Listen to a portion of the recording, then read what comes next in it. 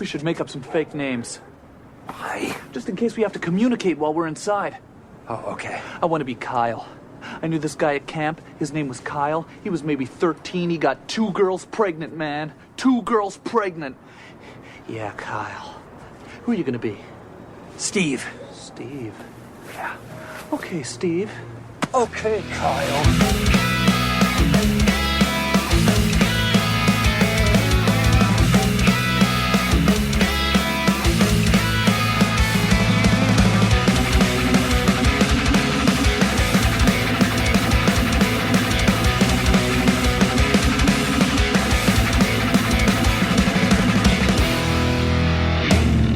Welcome back to Growing Up Punk, the podcast about punk rock and all of its friends. I know we said the next episode on our last episode was going to be a day to remember, and Captain Chunk, kind of starting our step into the easy core world a little bit. That is coming up.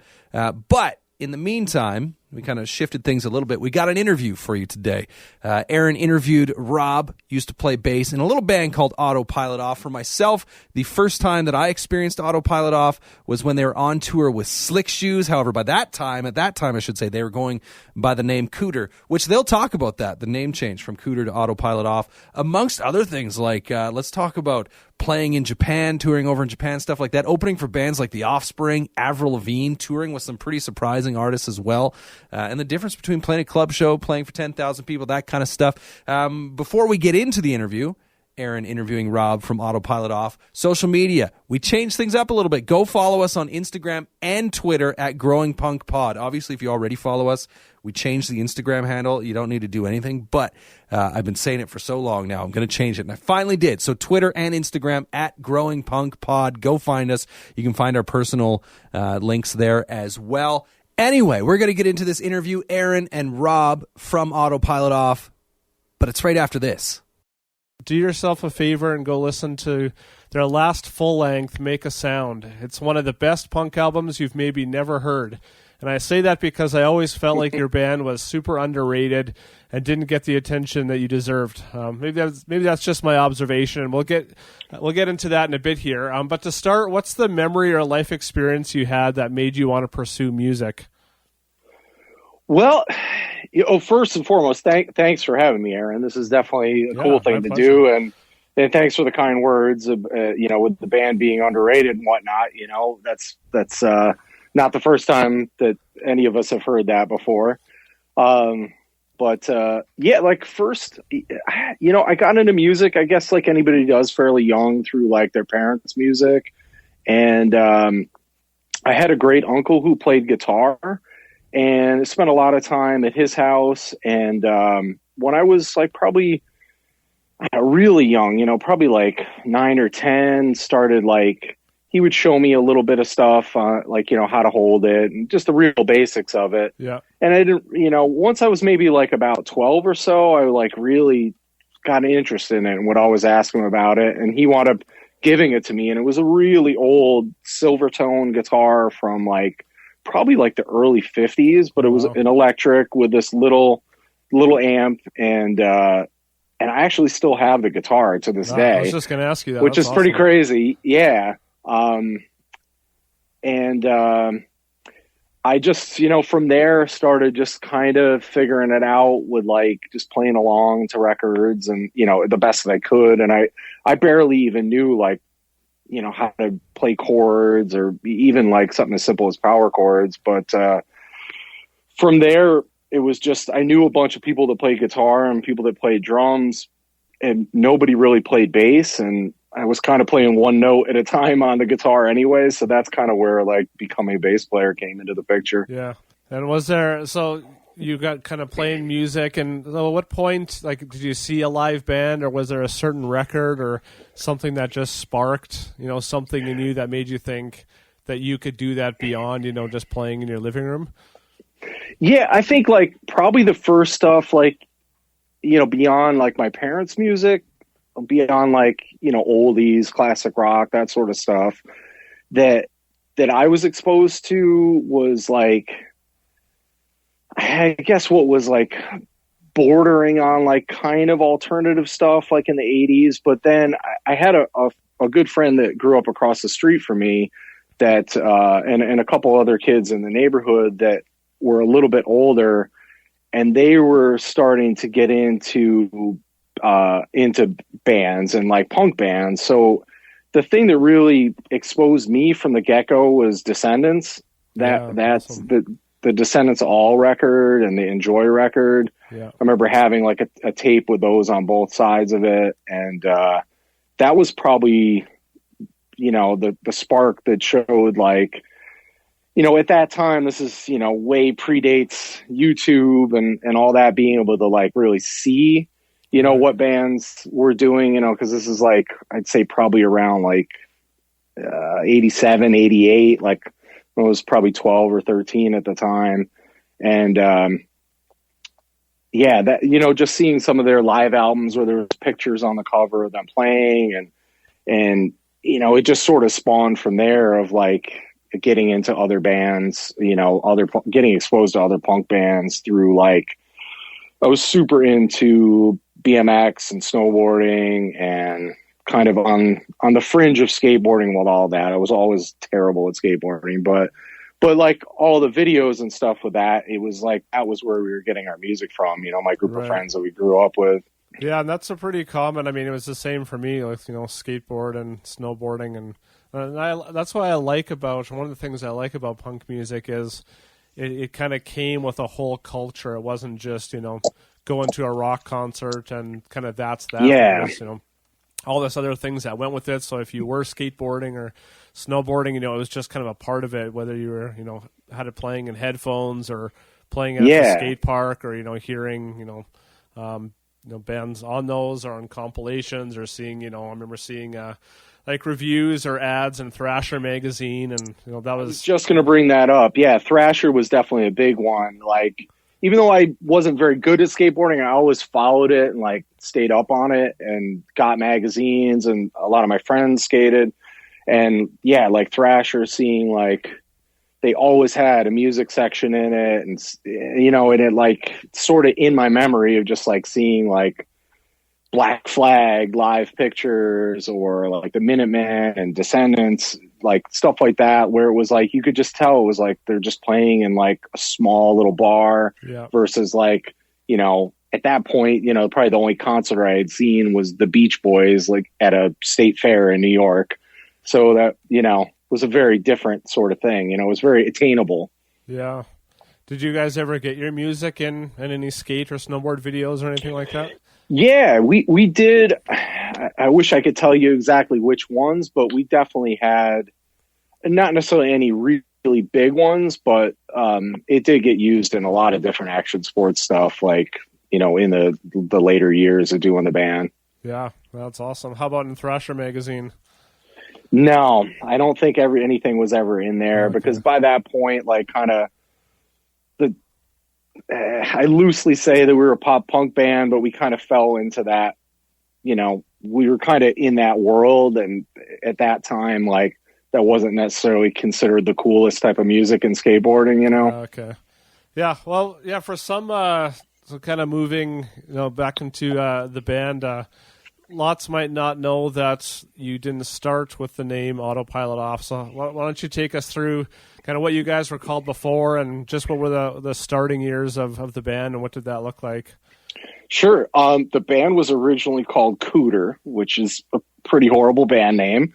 I am not an original member of the band. So they started the band in 95. Oh, okay.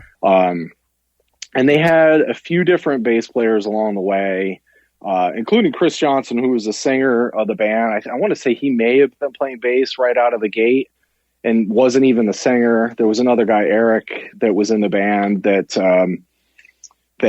sang. I think they both kind of sang at that point, in the very early, like a demo that I don't think I've ever even heard it before. And so probably I met them in, I'd say, like late 96, early 97, playing in a band from where I grew up, a band called 607 that I played in. And we lived about about 2.5 hours away from where the guys from Cooter were from. And it was just that circuit of playing like VFW halls and, just DIY shows that I wound up meeting those guys through.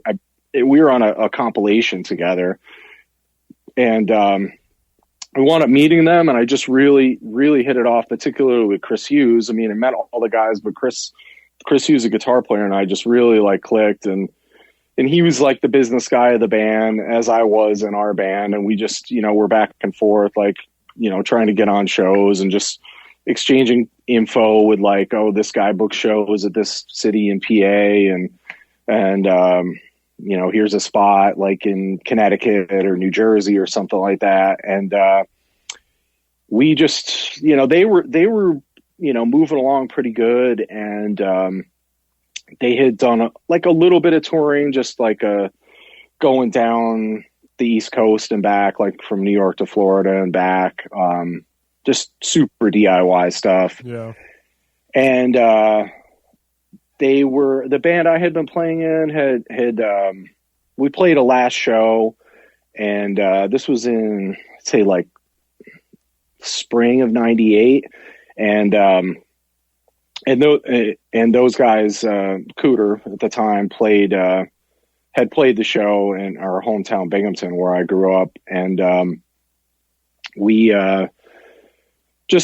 Chris had mentioned, he's like, oh, both of us would love the band Face to Face. And, at the time, like, so those guys grew up just about an hour north of New York City. And, he was like, oh, they're, Face to Face is coming through New York, like in a couple months. He's like, you should come down. We'll go to the show. And I was like, yeah, and I wound up going down and just, stayed with him.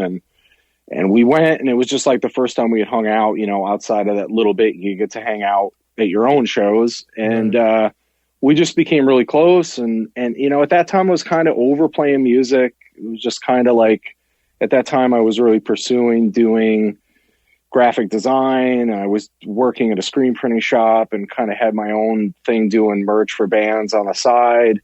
And, he was just like, oh, if you guys, if you ever want to come out and just like, kind of roadie with us and just to, to hang out really. Yeah. And I wound up doing that for like maybe a month with them, just weekend shows they were doing. And it became kind of clear they just weren't vibing with their current bass player. And, towards the end of that summer, they had asked me, that had mentioned that they were talking about kicking him out of the band, and asked if I would want to join the band, and it was like, yeah, just they'd gotten to know them well over that summer, and I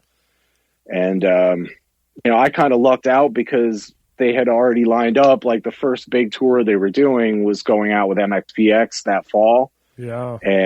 And that was the first tour that I did with them. We did a bunch of here and there shows leading up to it, but that was the first time that any of us had ever done anything big like that. Yeah. We were playing to like, I guess 500 to like 800 person places. If not, a couple of them were a little bit bigger. Oh, that's crazy. So how would a tour of like that come about? Had you guys, made enough of a name for yourself that MxPx would have chosen to bring you out, or what was the connection there? Well, I think it was where it started was maybe like a year prior to me joining the band. MxPx had played just a small DIY show in Newburgh, New York, which was, a couple towns away from where these guys grew up. And just Chris Hughes being the networking guy of the band, he and Mike and Tom from MxPx just, really hit it off, and he just stayed in touch with Mike. And, it was kind of that sort of cliche story of Mike said, oh, we'll bring you guys on tour someday. Yeah. And they actually did, so that was pretty wild. And so it was a package of 3 bands, and, we did I would say it was like about a week and a half of it or so. They were kind of changing out who the first of 3 was on it. What was the other band on there? Well, the first little bit of it, Homegrown, was the support band for a couple. And I've been trying to track those guys down. Yeah. Yeah. I might be able to help you with that because there's a guy that's doing a punk rock documentary like about the scene in the early 2000s, late 90s, and I've seen that he's been doing some stuff with one of the guys from Homegrown with that. So yeah, I'll have to hook you up with that. Oh, that sounds awesome. Is that something that you guys would be a part of as well, or no? Yeah, we actually are. Yeah. Okay. So awesome. I love that. Yeah. So that's going to be pretty wild. Yeah, I'll send you a link to like the trailer for that they're working on. So Homegrown was on a couple dates in the beginning, and then the rest of it was the Get Up Kids, who were like, their record 4 Minute Mile had just come out at that time. It couldn't have been a better situation. Like MxPx slowly going the way of the Buffalo had just come out, and that Get Up Kids' first record. So it was just, like, couldn't have been a more perfect situation for us to walk into. Yeah. Did you guys feel prepared as a band to do a tour like that? Did you feel you kind of had your stuff together, or did you just kind of go? Yeah, I mean, I think maybe a little bit of both, but I mean, we always took the band very seriously, and it was like I kind of like, at risk of sounding cocky, like I tried to kind of instill this like sort of professionalism of like, all the bands we were playing with, it was like they were more on the goofy side as far as like lyrically and, kind of the way they presented themselves. And I kind of like, saw in it that like, Chris Johnson, the singer, his songwriting was like just a little more serious. Like it had that ability, like his interests in music were a little way away from the like goofier stuff. I just like kind of got us. It was like I was sort of the missing thing for them, and they were the missing thing for me, of everybody that was like-minded and wanted to like, have fun, but be professional in doing it. So I think we were as prepared as we could have been, but like the weirdest thing was the first show was in Worcester, Massachusetts, and it was probably over 1,000 people. And it's like one of the few shows I ever remember playing where there was a curtain in front of the stage, and they lifted the curtain up when the band was about to start. Yeah. So you weren't just walking out and like gradually seeing everybody up there. It was just like, the hit of the hi-hats and the curtains going up and you're playing. And yeah, that's awesome. so that was pretty crazy. We played, a ton of really big shows thereafter, but I really never remember like the curtain going up scenario happening. Yeah. Was the point of like when you joined the band, like had you made the decision like we're going to pursue this band full time, we want to be on the road? Like you said, the tour with MxPx just kind of came up, but was that kind of a part of the plan, or what did that look like? Yeah, they were like pursuing that plan, like in that mindset. When I joined the band, like they were already, trying to do stuff. They were always opening for bands at the local venue that had touring bands coming through. So like Chris was always networking and like really trying to get the band out there, and sending stuff to record labels and really trying to get quote unquote signed, and which back then was such a big deal, to have something like that. And so yeah, at that point, I mean, I don't ever particularly remember like it being a spoken conversation, but it was just kind of this underlying, this is what we're doing. Everybody was I want to say, I know Chris Hughes and I were both like done with college at that point, and I want to say Chris Johnson and Phil were still like taking some classes, and everybody was just working, but like had jobs that were flexible enough that we could like come and go and, right. do long weekends and do a tour here and there. But like that MxPx thing just sort of like started the momentum, because now it was like this thing on our resume that we could, say that we just did. And, we sold quite a few records on the road doing that. So that kind of put us out there, into the next stuff. all we had out was an EP that was called All Bets Off. Yeah. What record would have that been? Which I didn't play on that, but that was the only thing they had at that time. And then, it wasn't until like probably about a year later until the Looking Up record came out. Oh, okay. And when that split with Slick Shoes? Was that after that album? Yeah, that was after that. So that was probably like late 99, early 2000. Oh, okay. Yeah, probably 2000, I'd say, is when that came out, the split with Slick Shoes. Okay, I was trying to find it. It's not on streaming services, so some of those older ones are a bit more hard. I think I might have it on like an old iPod or something, but yeah, and it's crazy because it was like one of the first probably 15 or 20 releases on Fueled by Ramen Records, and it's kind of surprising it's not on the streaming for how big that label got over the years after that. Yeah, how did that split come about and getting released on that label? We had a really good rapport with Vinny, the drummer from Less Than Jake. Oh, yeah, right. And he's the one who started that label with another guy, John Janik. They had started it together. And I don't remember the specifics of it other than somehow we got connected with Slick Shoes. I don't remember how, them being a West Coast band and us being an East Coast band, but we got connected with those guys and we did some touring with them in the summer of 99. We did a couple weeks together on the East Coast and just super hit it off with those guys.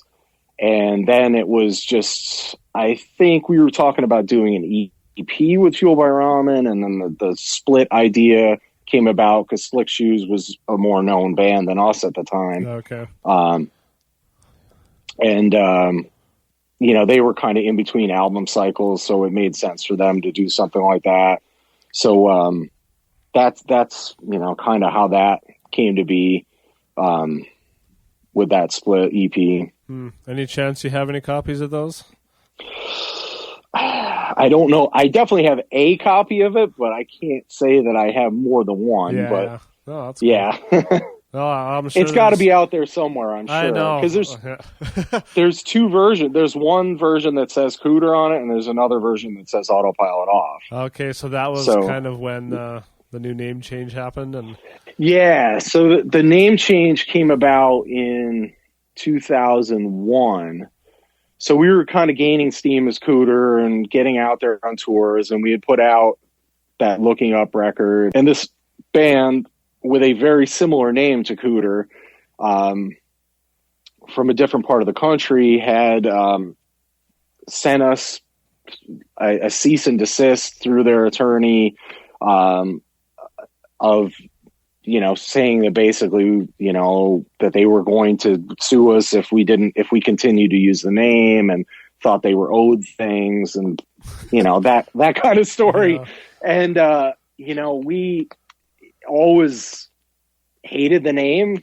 As the band grew, it became, they went from a band they started in high school to a band that became a little more serious, and we still had this name that was just kind of a joke of the guy from the Dukes of Hazzard, okay. The character from that show. And we all just kind of were like, why don't we just change our name? Yeah. We were far enough along that was a possibility, but not so far along that it was going to be like a crazy thing to do. Right. And it was without a doubt like the best thing we ever did, because all of a sudden we could pick a name that we liked, that we felt like fit the vibe of the band, and just kind of was current at the time. There was no connection to anything else. The internet was a thing at that point, so we were able to kind of research, like, does anybody have a name similar to this? Right. And so yeah, we changed the name. We were on scheduled to go out with Newfound Glory, Glassjaw, and the Movie Life, crazy. and Cooter. So we went out on that as Autopilot Off with just like a big banner that said Cooter is now known as Autopilot Off, and just all new merch, and the records we had still said Cooter on them at that time. But then like the next pressing of that Looking Up album came out with the same graphics but Autopilot Off on it. Yeah, well, I would say you count yourself lucky that it worked out like that. I've heard of lots of bands that, like, saying they start in high school with some name, and then they get, I don't know if you know the band, The Devil Wears Prada. There's lots, mostly like kind of metal bands that, they think this name is funny or whatever. And then they get lots of success, and it's like, well, we can't change it now. Everybody knows us because of our name. Exactly. Yeah, totally. I can't imagine what that'd be like to be, they're still going. That's been, 10, 15 years to hate your band name. Like, it just seems like such a weird thing, but I guess we just kind of have to accept it and take it for what it is. Yeah, and we were lucky that it was like we had enough momentum that, like, to some people it was just like, oh my God, who's this band I've never heard of? But they're like, are on this bigger tours, and just like that they're doing stuff where we had, we were able to kind of erase that name but still keep all that experience that we gained the few years leading up to it. Yeah. I remember the first time I heard of you guys, it was when you were on that tour with Slick Shoes. I didn't actually come and see you guys play. I can't remember why. I had two friends that came. So I grew up in a small town, Dauphin, Manitoba. You guys are playing in Brandon, Manitoba, if anybody out there. I don't know if you would have remembered that place or not, but it's one of the worst places in this country to play. I fully remember that tour, and we played a lot of little places across Canada on that one. Yeah. So that would have been like, we toured in 99 with Slick Shoes out here in the U.S., and the East Coast. Then we did that split, and we're like, let's go out that following summer to promote it. So we, that was a tour we did. We did like 8 weeks with Slick Shoes, us, and a band called Jersey that was from Ontario. They had just put out a record on Fueled by Ramen, so that was kind of like, part of like the whole package was kind of based around that label, and it was a lot of fun. It was a small tour, but like, there was some really good turnouts a lot of places we went. Yeah. Was that your first Canadian tour? Yes, it was. Yeah, that was the first time. In fact, I want to say that might have been, even like, I don't even think we had played like Toronto or Montreal out here at that point. I think like the first was, being out there like in, I don't know what the first, I probably like Saskatoon was probably the first time we played in Canada, if I had to guess, just thinking about routing and stuff. Yeah, that's crazy. You still remember some of those names. How was that, being in tour in Canada? I've, kind of been on the other side. I played in a touring band as well. I remember that first time going into the States and it just feeling like just a whole other world, even though it's, it's just a border. It's not even really a visible border, but there's just there's something different about it. I had been, like, having grown up in upstate New York, I had been to Canada, like, quite a bit, like, as a kid, like, to like Kingston Falls and stuff, or what? No, maybe once, like, as, like, a teenager, but I had been to a place we'd vacation. My parents were always into boating, and we'd always vacation in this place called 1,000 Islands, which borders on the St. Lawrence River in between New York and Ontario, and we would always go into Kingston, Ontario was a place I remember going to a bunch. But even that, just being across a river, it was so different, the feel of it. But then coming out to like the western parts of Canada and, like the prairie parts and everything, it was just like, it's very similar geographically to here, but there's just something about it that there's like this slightly, I don't know, something that's just slightly different about it. But I could tell you the shows were always great for us there. We were lucky enough to, that Slick Shoes tour being the first time we went over there, but I want to say we did the full, like Montreal to Vancouver stretch like probably 4 different times throughout the course of the band. Yeah. That's a long stretch to do. It's for those that don't maybe know Canadian geography as much, there's not a whole lot of ways to get from one end of the country to the next, whereas in the States, it's just, it's shaped differently and whereas Canada, you kind of just have to go from one end to the other, and we've got mountains in there and lots of lakes, and it's not also like the States has a lot more. I mean, it's a lot more populated. There's a lot more bigger cities. There's some parts in Canada. I mean, you need to drive 8 hours in between shows. It's not 3-4 hours to the next city. Totally. Yeah. So are you still in Manitoba? I'm in Saskatchewan now. Oh, okay. In Regina. Gotcha. Which we've played there a couple times. Yeah. So that was actually the first time I saw you guys play. I can't remember what year that would have been. Maybe I moved here in 2003. Okay. Yeah. So that was on tour with Poison the Well and AFI. And that kind of leads into my next thing about you guys is, just with this list of bands you sent, what was it about your band that made you, kind of so versatile to play on so many different kinds of tours? And I know that was a bigger thing back then to have it more varied. I mean, that was an amazing lineup. I miss tours like that. Right. But was that a pretty common occurrence then to, be on a band or? Yeah, we didn't do a ton with heavier bands, but I think it was just like we were a little edgier sonically than like the average pop punk sort of band. Like, I wouldn't say it was heavier or harder or anything, but there was just a little just edgier, I guess is the best way I could put it.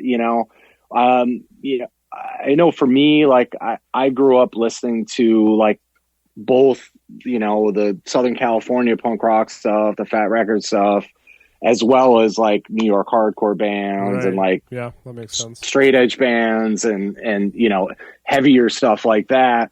So, and I think we all had like a very musical taste, but I think it was just a combination of just the sound of our band combined with people wanting to do more like varied lineups for tour packages back then. Yeah. That really did it, and it was, that was definitely a cool one. And, I definitely, we worked with a sound guy named Mike Bukowski that worked for us for a couple years that we met through. He was doing sound for H2O, but his main gig was AFI. Okay. And that's really the connection. That's how we got on that tour, was through him. Just, we going through the Bay Area a couple times, met some of those guys, had done some Warped Tour dates together where we were in the mix with them. And on top of it, it was at that point we had a major label record out, and, we were a, viable like band to have on a bigger package like that. Yeah. Was that tour overall pretty good? Like, I remember like thinking like, man, these bands are all huge right now. And that was really good, cause we were all super fans of AFI. So that in and of itself was awesome. We had done a show with them. I'm just like popped into my head now. When we first met them was back in, I guess it was in 99. I put on a show in the town where I grew up with them and a hardcore band called Ensign. We were still Cooter at the time, and we played in another local band. And so that was like the first time our paths had crossed. Which is probably about 4 or 5 years before that tour. And, it was awesome. It was primarily Canadian dates on that tour. Okay. From what I remember, like, I remember doing like Portland and Seattle, but I think the majority of it that we did was just like the Western Canada run of it. Yeah. That's awesome.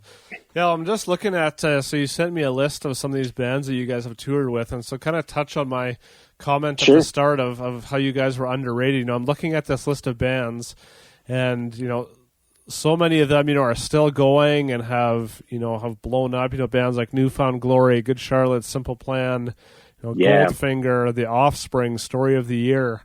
What was it about, you know, your band that, you know, that was able to get on those tours, or why is it that maybe you didn't get the same kind of exposure as them? Like when I listen to your records, like it kind of irritates me because I'm like, this is so good, like it just bugs me. You know, so then I'll put on something by, you know, whatever one of those bands. I'm like, this isn't even that good, but that's just how music is, right? It's all it just kind of goes with the culture and the flow. And so did it feel? I mean, that's a big question, but kind of that whole era, like kind of what was going on and what were some of the factors that went into that? Well, I think, you know, a lot of it was Chris Hughes, our guitar player, being such a like manager of the band, even though we had management with other people over the years after, but the early days, you know, we were self-managed and he was so good at it that he just networked so good with people, and we, you know, it wasn't like he was saying that and then like we weren't a very good band, you know. Right. It was like we had the music and the like you know, touring resume building to like back it up to go out. So we had that as a foundation, and then having gotten signed to Island in like beginning of 2001, I want to say, or right at some point in 2001. So from there, it really skyrocketed, where now it was like, you know, we were getting press exposure, and we had a record that was available everywhere when our EP that we put out with Island in 2002 came out. You know, we always got a lot of love from alternative press. So I think just our name was around, our reputation kind of preceded us of like, these are solid guys. It's a solid band. You know, they're like workhorses when it comes to touring. And it just, you know, we had a great booking agent, Melody at the agency group, who booked so many big bands. So some of that came from, you know, we were going out with other agency group bands, but a lot of it was just, we would get submitted for package tours, and, you know, with other agents, you know, if somebody like, I'm just like trying to think of the list there, like Newfound Glory was a band that these guys, the other guys in Autopilot Off, had met even before I was in the band, like going down to Florida and playing hall shows and stuff. Like they had met those guys and just like continued to cross paths, and Newfound Glory just got bigger and bigger and bigger. And that's how we wound up going out with them.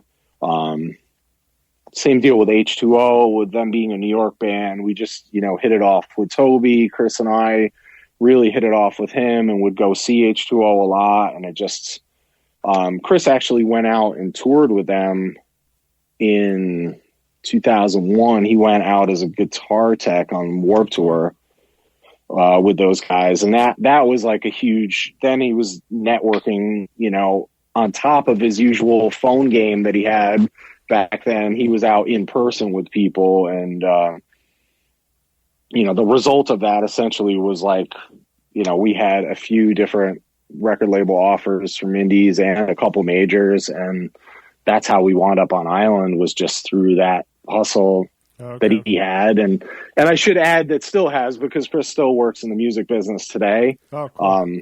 Yeah, he's like, he works as a business manager for a firm, and works with like a ton of huge artists. Oh, that's awesome. A lot of different country artists, but he's made a very good name for himself and continued that hustle from there, you know, from the old days into that.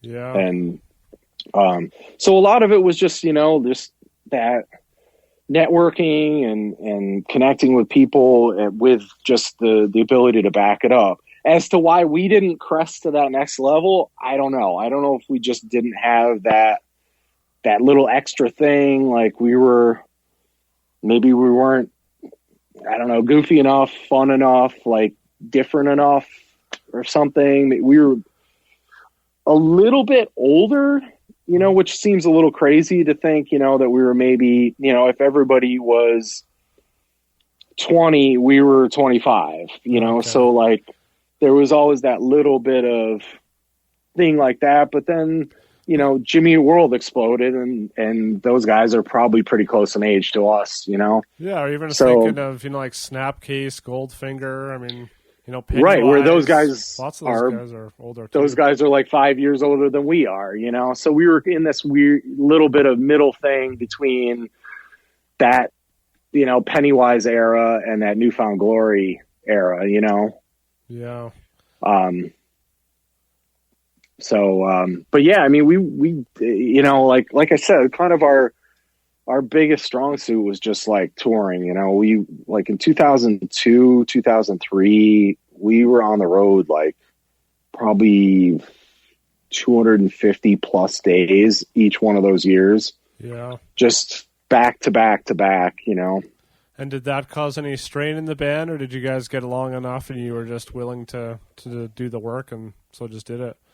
I mean, of course we had, there was bits and pieces of, anytime you spend that much time together with somebody in a van, you get on each other's nerves, but overall, no. I mean, we always got along and we're all still really good friends to this day. Yeah. Well, that's awesome. Even though we haven't actively been a band since the last time we played a show was the very end of 2004. Right. Was the last time we played. So it's, basically 15 years that we've been inactive, but like, a few years, we all lived close to one another. Like I had moved not long, probably a year or two after I joined the band, I moved to where they were based out of and lived there for about like 16 years. And then just a few years ago, I wound up moving back.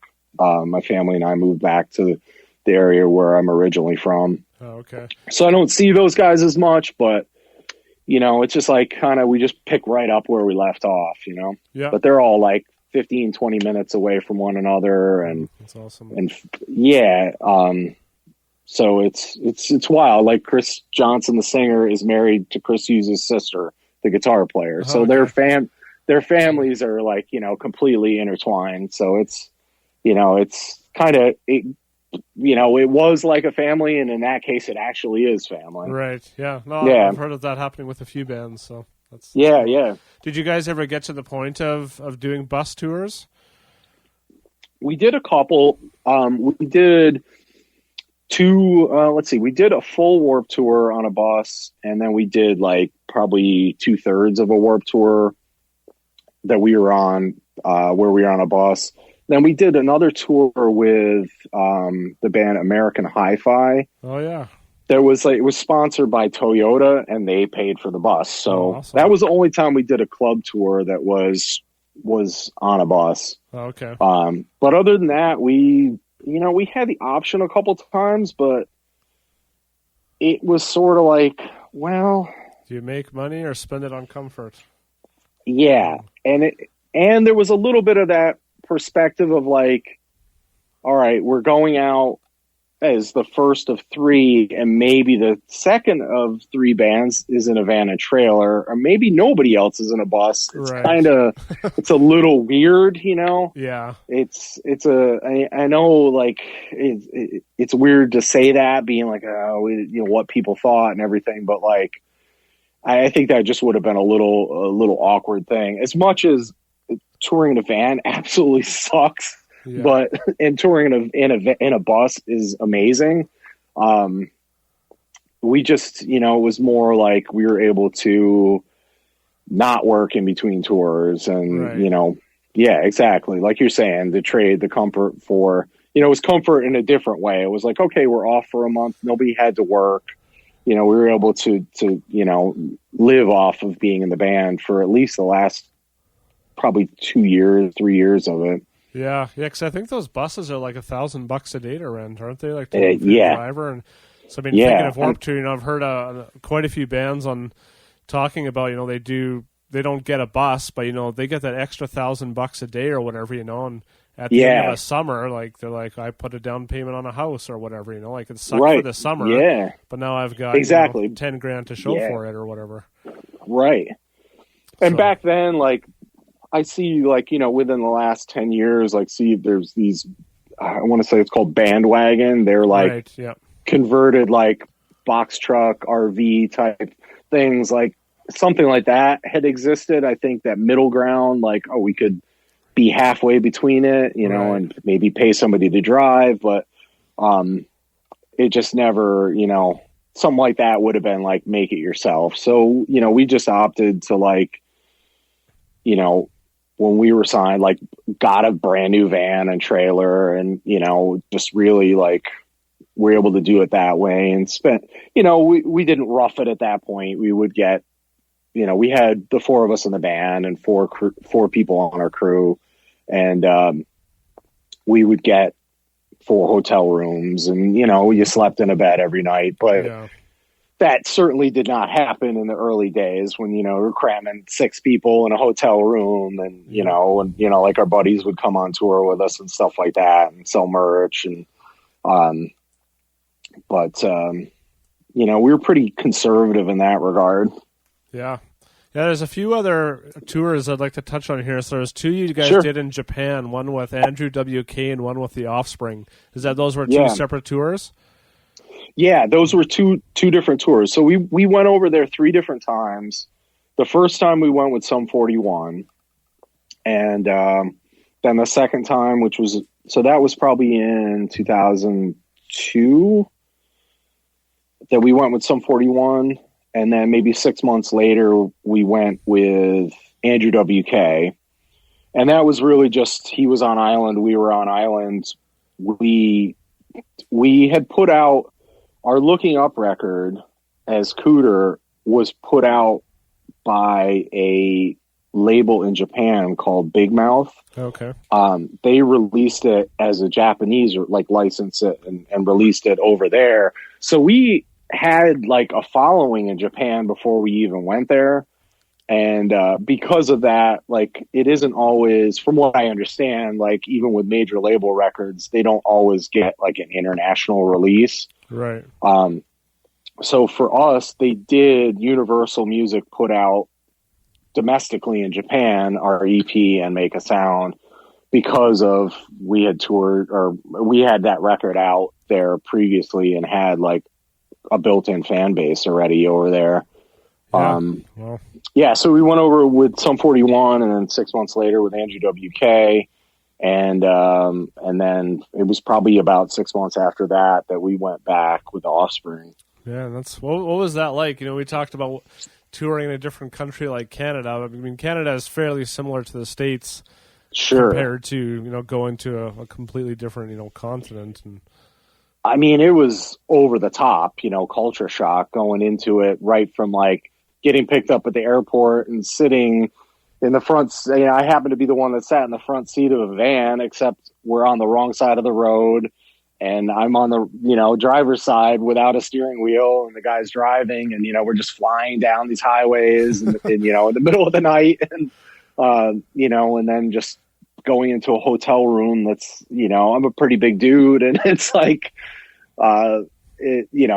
for someone half my size, just right out of the gate. And then, getting up in the morning and going out and walking around and checking everything out. I was just this is, unbelievable. Yeah. And then the shows, the fans are, for anybody, they're so ambitious and so reactive to the bands and singing along and, just chanting and pounding their fists to the beat of the songs. And it's just it's a totally different world. We rarely could, we were always an opening band here. We could rarely hold our own as a headlining band.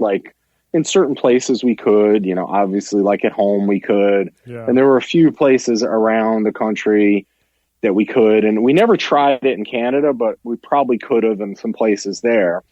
But we were always kind of like, just, I don't know, just the predictable or reliable opening band, just solid band before the main act. Yeah. And going back to what you asked before, why we just never kind of broke out beyond where we did, maybe it's that we just never bit the bullet and went out on our own a lot and, pounded the pavement just on our own off the steam of opening for other bands. But that's one thing that I've like thought of. Oh, maybe that's it, because I would always see, bands of our caliber going out on their own. And we did it, and it, had mixed results. Yeah. But we just had so many opportunities to go out with other people that it's like, well, we're going to go out with them. And it's like, you're automatically in front of all these people versus we might be in front of people, or we might be in front of 20 people, right, which happened plenty. But Japan was like, we were able to headline there. We did, the way they do shows there, and I don't know if they still do it this way, but they would always just do opener, headliner. And it wasn't like, it was just two bands, and people just went nuts, that Sum 41 tour. It was Sum's first time there. And, we were playing places like probably like 300 to 500 person places, and they were packed and people were going nuts. And then we went back with Andrew WK and played like 1,000 to 1,500 person places. And, his music was very different from us, but at the time it was when he had like exploded with the Party Hard single and all that. Awesome. So that was just like, people came out for that. And, we had already been there just 6 months before. So, we had that momentum going over there. And then it was probably, probably within a year after that, that we went back with the Offspring, and those were playing to like, we did a handful of the shows were where it was 2 nights in a row at the same venue. And one of which was in Tokyo at their version of Madison Square Garden, which is called Budokan. And so I don't even know what the capacity is, but plus or minus 10,000 people. Yeah, wow, that's crazy. And playing 2 nights in a row, and like we really hadn't played anything that big. We had played a couple like radio festival shows when our record first came out, and we had done, of all people, we did a one-off show with Avril Lavigne in Buffalo, New York. I wanted to ask how that came about, or what? I guess that was just through working with Greg Norrie from Treble Charger, right? Who he had worked with Sum 41, and Island just kind of wanted to plug us into what had worked for them, what had worked, the producer they used, and kind of even though our bands were different, to a certain degree, there was enough crossover that they felt like, okay, this could be our little more serious version of Sum 41. Right. So we met with Greg, who we didn't know. They just kind of connected us with him, and we just luckily really hit it off. And I think that's where that came from through Sum 41, the Avril Lavigne, just that Canadian Toronto connection between Greg and her and Sum 41, and just that kind of group of friends that we wound up doing that with her in Buffalo, where the Buffalo Sabres play. So I think that was over 10,000 people too. I was going to ask if that was after kind of she had exploded already. And yeah. I can't remember if that was before Offspring in Japan or if it was after. I feel like it was probably before. But it's crazy playing to that many people. It's almost a little sterile because the stage, like the barricade's so far away from the stage. Right. It's like disconnected. Yeah. You know? Is that intimidating, or you just kind of go out and do your thing as if it was any other show? And Yeah, it's a little bit intimidating. You know, it's far less intimidating when people are right against the stage. Like there's a disconnect of that energy between the band and the crowd when literally it's like a 20-foot gap out to the crowd from the stage, and the stage is 6 feet high. And, we're used to, I mean, starting out playing to people where there is no stage, and, they're right there. And, yeah. So it's just sort of a little different animal that you kind of, I guess, have to just mentally psych yourself out for. Yeah. Yeah. Yeah, I guess, yeah. It's just like anything, it's different experience, but it definitely adds to it. And, I just wanted to make a comment just on, on you guys not being a headlining band or whatever. And just say, like, that's not a negative thing by any means. Like, when I look at this list of bands you guys played with, it's like, I would take that any day over just saying I did a headline tour that was okay. That's okay to, not every band has to or is going to be a headlining band, and sure, that's okay. Yeah, and I think it was just like, all those, that list of bands is like, that all happened in like a 3-year time span, the majority of it. So it was just on a tour, and a lot of times, a tour is going to end in a week, and there's the phone call of like, okay, we're starting this next thing and we're not going home. And, we would just tie some dates together or be driving from Florida to Arizona to start another tour. Yeah. So there was almost no time to go out on our own. Yeah, that's true. With the amount that we were going out with other people. Yeah. And I would almost say it's such a good compliment if all these huge bands are wanting you to support them. Like, that is a huge compliment in and of itself. Like, headlining is one thing, but for a band to be like, we want Autopilot Off to open our show, like that's I would say that's just as big of an accomplishment. Oh, thanks, man. I think we were always kind of a band's band, so to speak. Guys from bands liked our band, right? And not to say that the average fan music listener didn't, but we just never. I mean, we've been inactive for so long. We still have, when I look at Spotify, we have nearly like 50,000 monthly listeners. We get, a fair amount of communication through our Facebook page. The ever so occasional, someone will find one of us on Instagram and send a, DM through that, and just like, hey, are you from this band? And, so it's like still active in people's minds, and from countries that we never went to. And it's just out there. We had a lot of stuff in video games during like the last years of the band, like the major label segment of the band, and some stuff in some movies and TV shows. And I think it just got a wide reach through just every channel that was out there. Yeah. Yeah. Another comment you made before was, about being more of a serious band.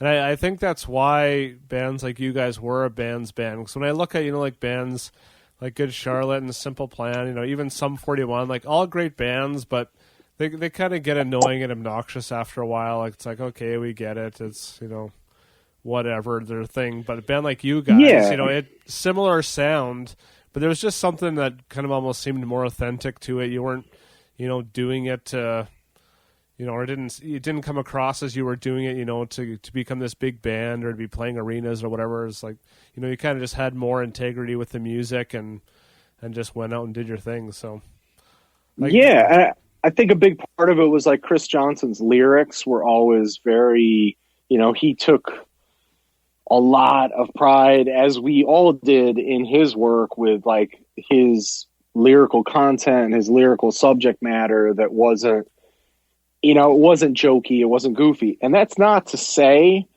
that off stage and off record that, these guys are some of the funniest guys ever, there's no shortage of, messing around and fart jokes and everything in between when it comes to Autopilot Off, not musically, like we're all complete goofballs, but when it came to music, it was just a serious thing. And like, we always just kind of were like, at that time, like sort of towards the end of us being a band, or an active band, I should say, because we never really broke up. We always just kind of considered an indefinite hiatus. And we're just like, we're all still friends. Like, there's no real reason to like cut the cord officially on this.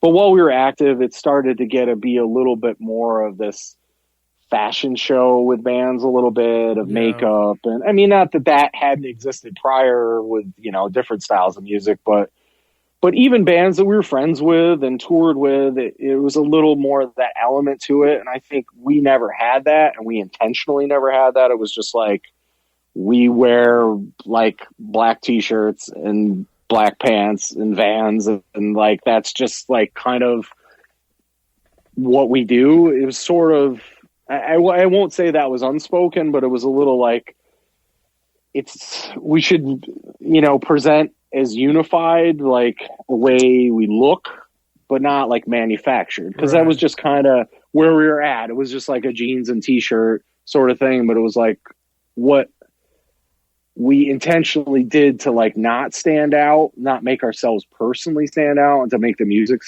be more what we were about, sort of was maybe the thing that maybe created it, why we didn't get bigger as a band, because there was nothing really like super unique about the way we looked as a band. Yeah. Well, I think that just kind of shows a different generation coming up. Because I mean, for me too, like when bands like Good Charlotte came and all the makeup, I was just like, yeah, I'm not into this. I don't even really care if the music's good. It's just seems odd to me because I just grew up with skate punk. It was just about the music, the way you looked. It still played a part in it, but it wasn't. You weren't on magazine covers because of how you looked or whatever. Right. Exactly. So, yeah, again, good on you guys for just staying true to who you were. And I just had this funny mental picture of Dexter Holland wearing eyeliner. The spiky blonde hair. Just imagining a band like that trying to pull off that look. Actually, just about a month ago, I got to see the Offspring in Sum 41 for the first time. Oh, wow. They came within an hour of me. So, it was awesome. Like, both bands I've been listening to, 20 years or more. Nice. So it was awesome to see them live. That's cool. It was a little odd just, especially with a band like the Offspring. They're kind of, past their prime. They're, a couple of the guys are in their mid-50s. They're not really moving around or anything anymore. So it was kind of like, it was really good. But it's hard not to think like, this just would have been so much better, 10, 15 years ago.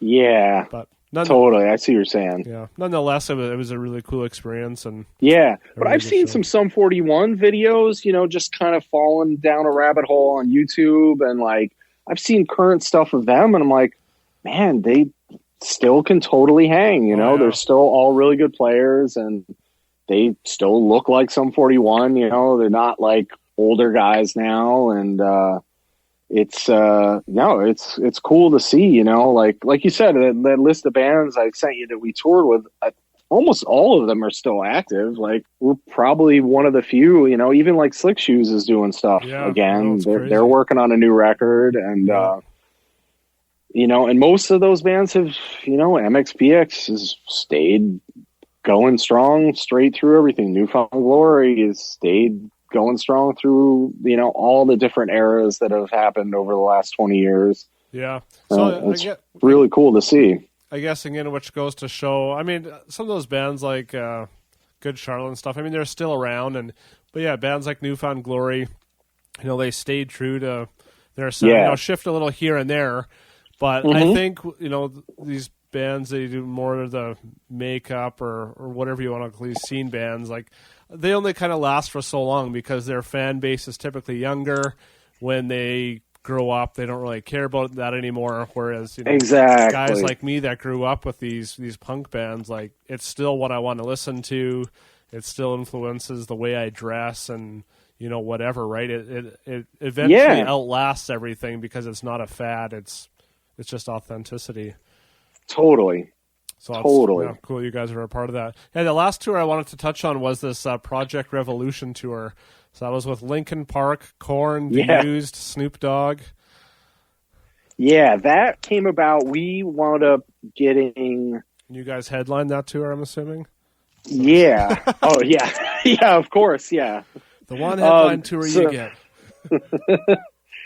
We had aligned ourselves with a manager by the name of Rob McDermott that was Linkin Park's manager. Right after Make a Sound had come out in 2004. And at the time, Linkin Park was putting together, kind of their version of Ozfest or the Warped Tour. And they were doing amphitheaters, but they were having a second stage just outside when people were coming in. So it was like a Warped Tour size stage. Okay. Outside. So with us, it was for that, I mentioned No Warning because they're a Canadian band. They were on it, and they had done a major label record at that time. And I'm pretty sure that they were working with the same management company too. I'm not positive about that, but but there was a few bands, of our size or so that were playing the side stage, but on the inside of the amphitheater was Linkin Park, Korn, Snoop Dogg, The Used, Less Than Jake. So it was, we did they were rotating the bands that were on the second stage, and we did I'd say a 2-week stretch of that from what I remember.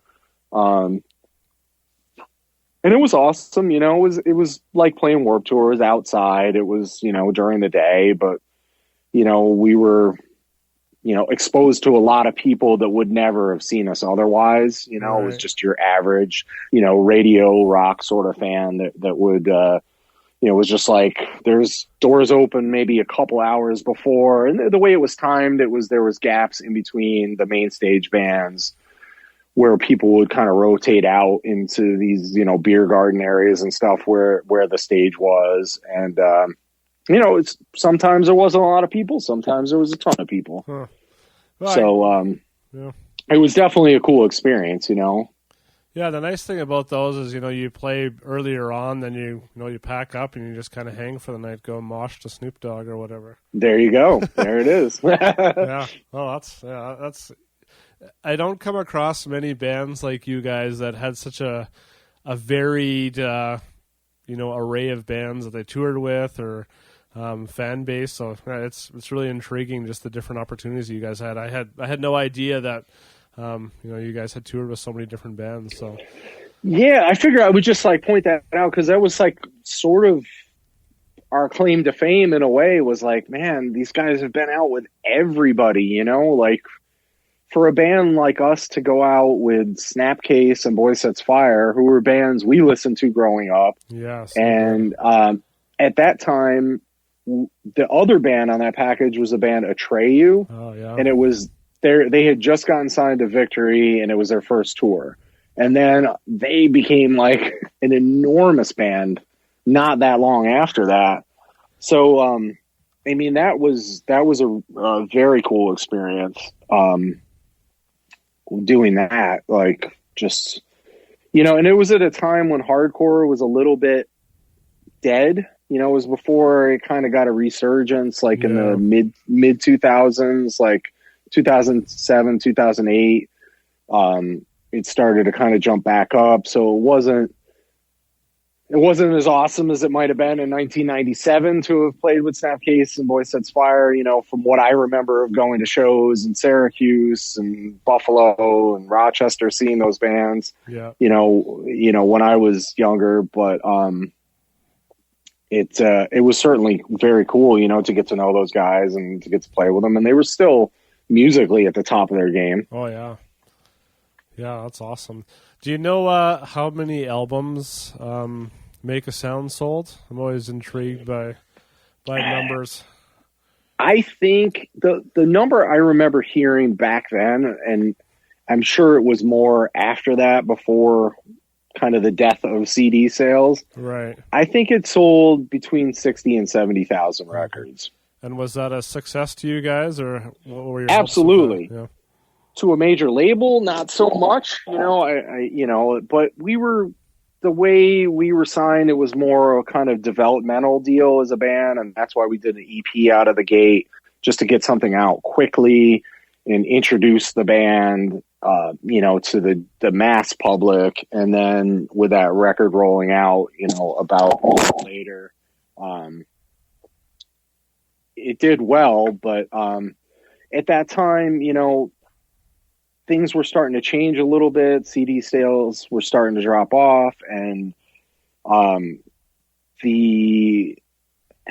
trying to remember it right. So this is from my memory, not necessarily fact, but at that time, like the kind of the internal workings of the president of Island had changed to a different person that was a little more driven on hip hop and R&B, and wasn't really.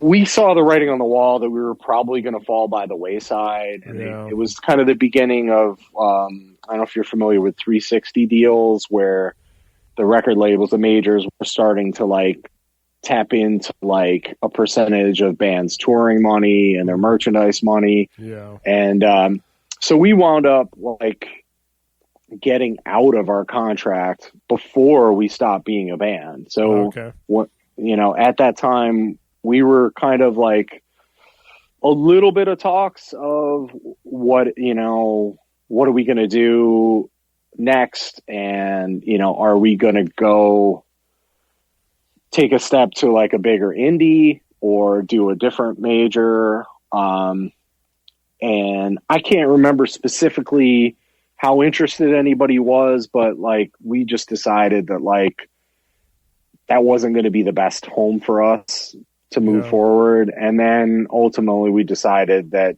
being a band wasn't like the best thing for us not too long after. Was there something that played a part in that, or was it just kind of the time? I think it was really just timing of like, we had done a headline tour throughout I think it was a little bit of anticlimactic of like, we put out the EP, and we were on this big climb and big tours and everything. And then we recorded the record, and there was a huge lag between the record being there. The record was recorded about a year before it came out. Okay. So we gained a lot of momentum, and just from my perspective, and I don't know if everybody else would agree, but like thinking back on it, it's like in that year, we did still go on huge tours, but people were like, where's your record? Where's your record? Right. We know 5 songs by you guys, we want more. And it was like, just waiting in that schedule. And I think, looking back on it for me, I think like maybe that's where we lost a little steam, and we sort of plateaued during that time, did a headline tour during that time that didn't go so great. Like, turnouts weren't good. It was just, disheartening, to think, we go out with other people. We're playing to like, in some cases, we're in front of thousands of people. But, when we go on our own in those same cities, we're not getting the like follow through that even half of those or a quarter of those people are coming to see us. Some exceptions. We always really did well in Minneapolis. I don't know exactly why, but we just struck a chord with that city, and we were able to do some headline shows there, and it always worked out. But I personally was the one that came to the table saying like, we had been off for a while and been home, and I had been in a serious relationship for the whole time, really, of being almost the whole time I had been in the band, as most of us had. And I just got like a taste of being home, and like was working just sort of a whatever job because we were inactive and we didn't have a lot of money coming in. And I was just like, I'm just happier to be home and to be working just like in a store warehouse. And I was like, well, maybe that's sort of a sign that this isn't, where I want to be. And, I just sort of presented it as, hey, I don't want to do this anymore. Still love you guys. And I don't want to do it, but I'm not saying I need to stop tomorrow. I would gladly, glue it together until somebody else could step in and, kind of show them the ropes and all that. And then it was just that it was kind of the mentality of, well, if it's not all of us, we're not doing it. Yeah. And I think everybody had a little bit of,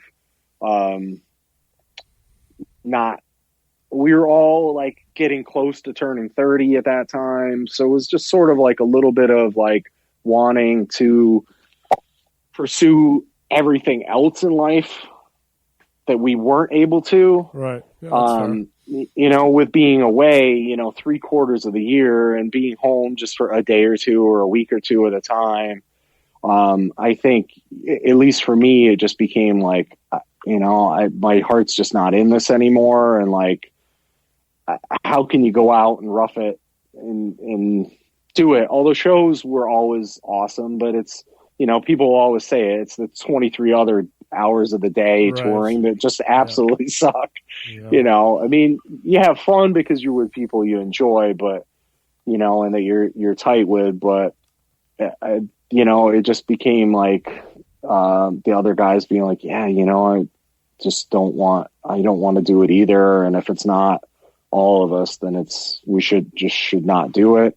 And we slept on it for a little while, once that was out in the open, and then we just decided that was that. And, we announced it that we were just going on a hiatus, probably that we had parted ways with Island and that we were going to take a break. And we wanted to leave the door open because, that's a huge decision to make. And what's to say that in 6 months we wouldn't want to have done it again? Yeah.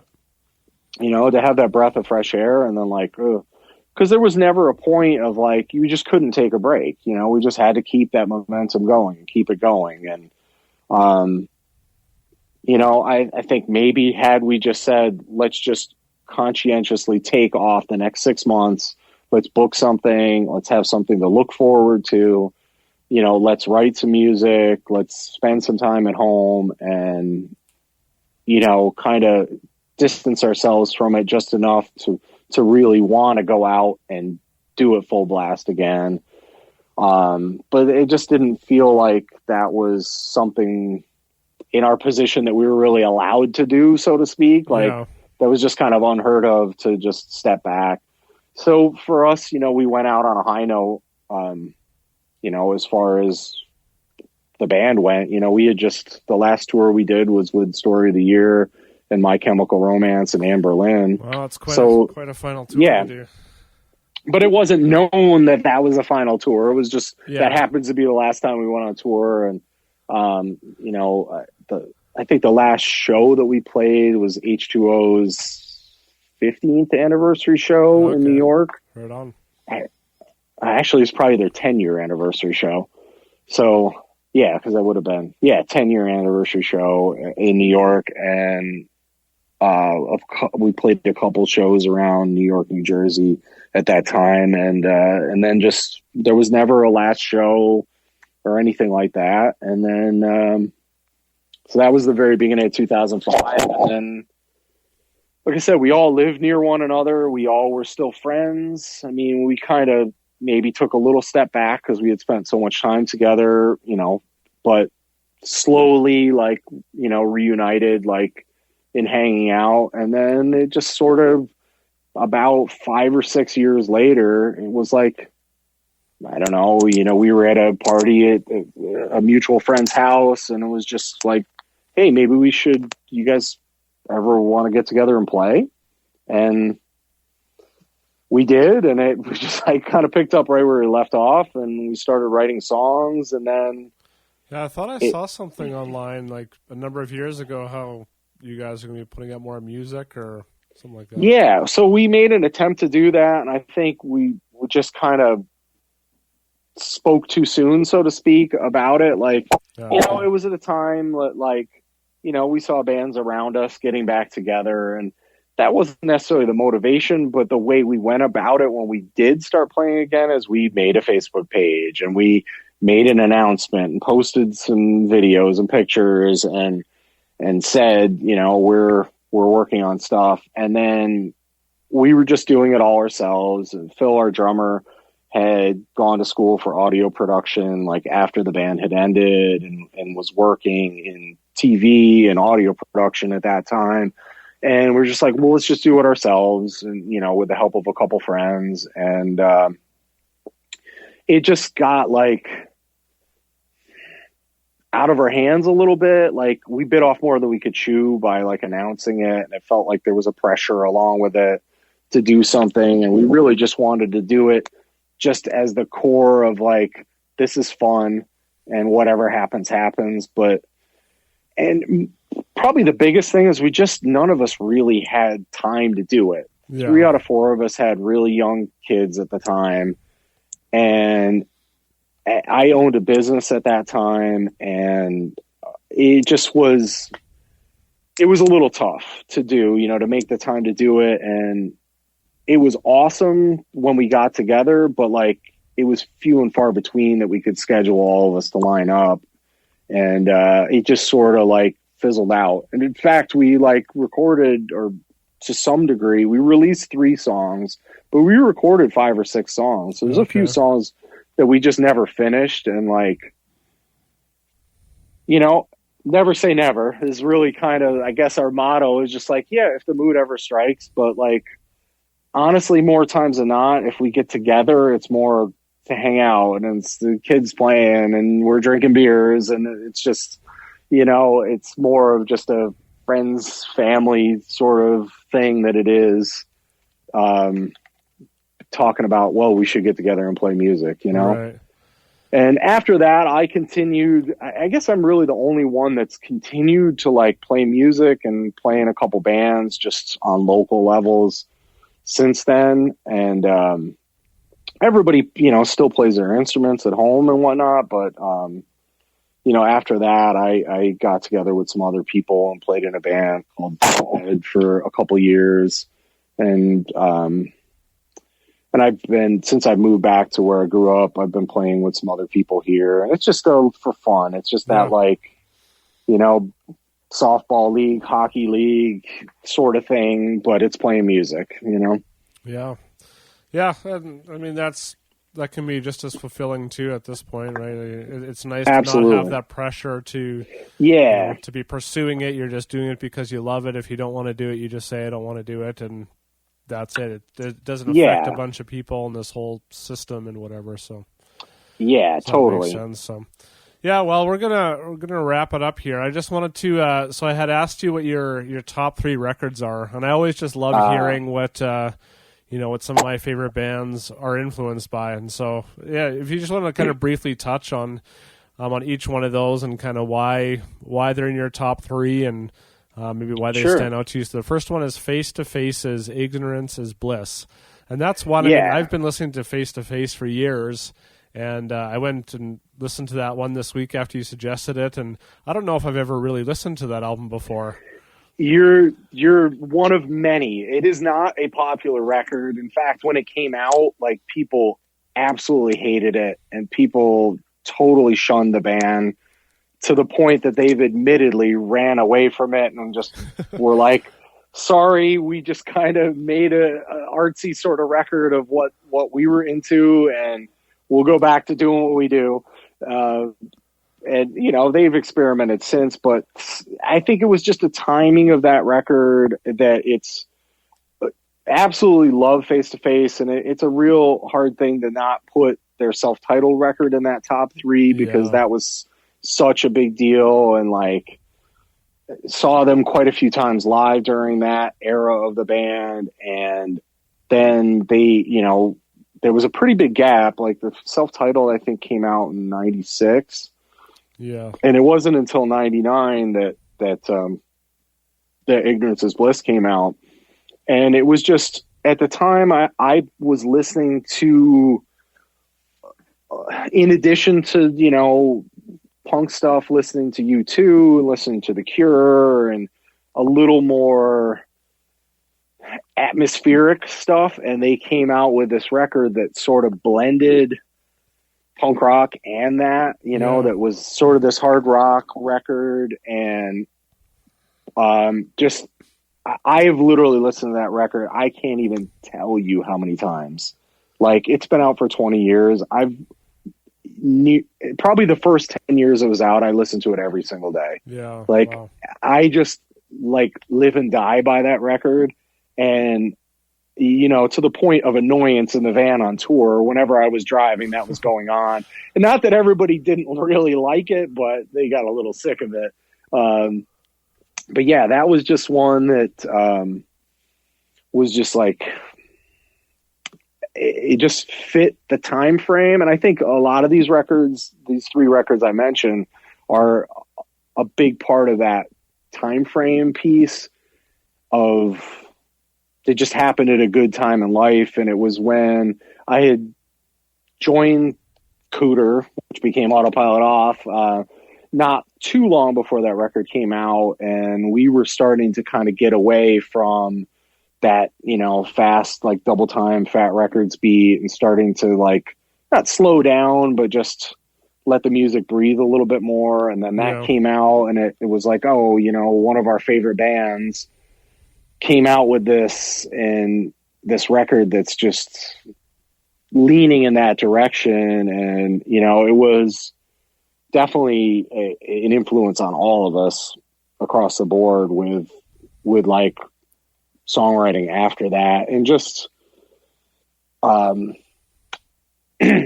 about it. I don't know. There's just a certain magic to that one for me. Yeah. No, that's cool. Yeah. Thanks for sharing that. Yeah, the next one is a Big Drill Car, No Worse for the Wear. So this is a band I had never heard of, so I checked them out, and it's pretty cool. It's unique. It's kind of feels like 90s, alternative punk kind of stuff. Yeah, I had a feeling. I was like, I wonder, that's not a band that was super well known. And they kind of came from that, SST Records, Cruise Records, Descendants, all camp from Southern California in the late 80s, early 90s. And that record came out,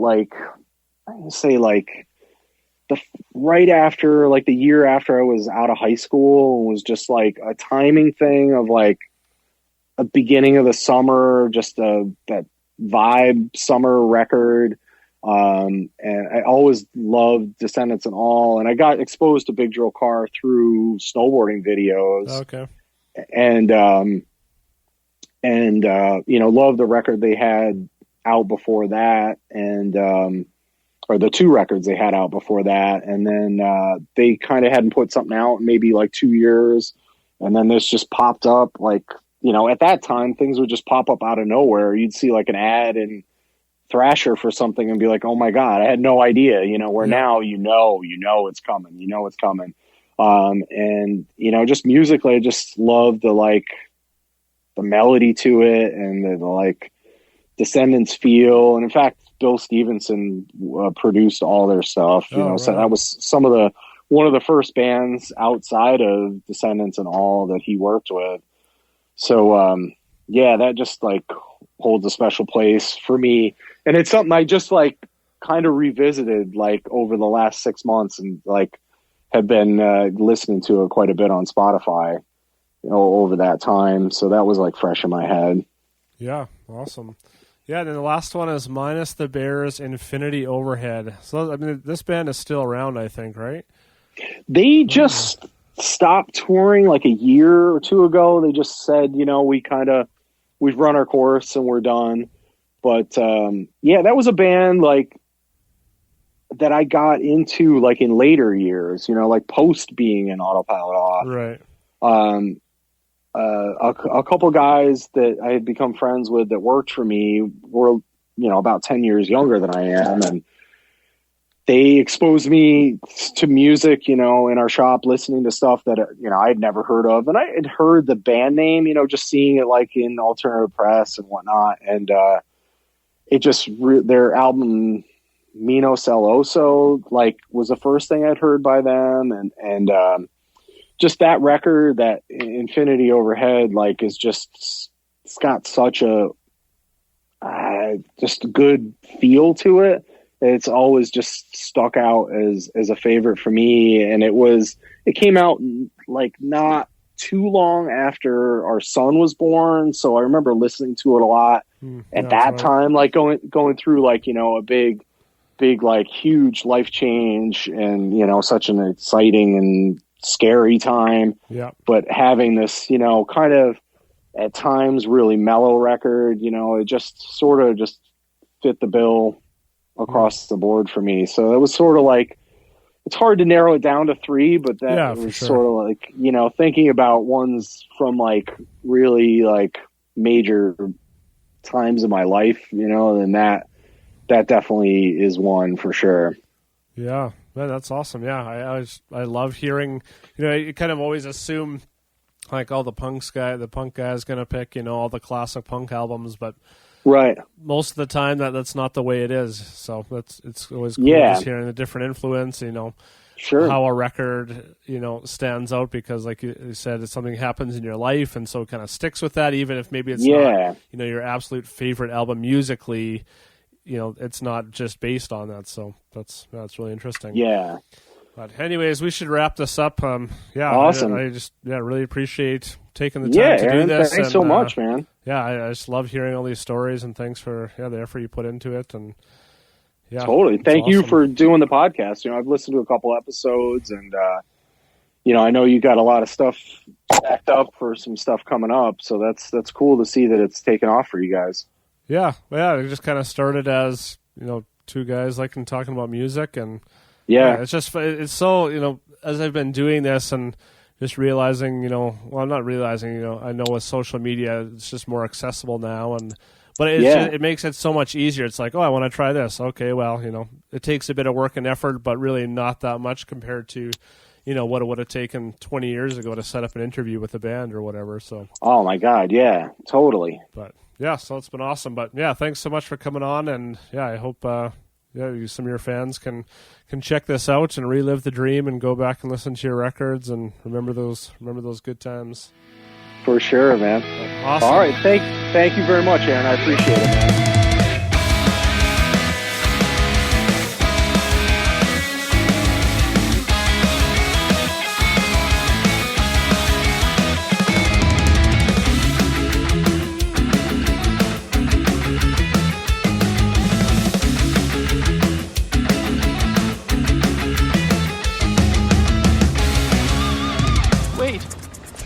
Wait, I want to change. I want to be Steve. I'm Steve. You're Carl. Kyle! I don't care. I just want to go in there and do this.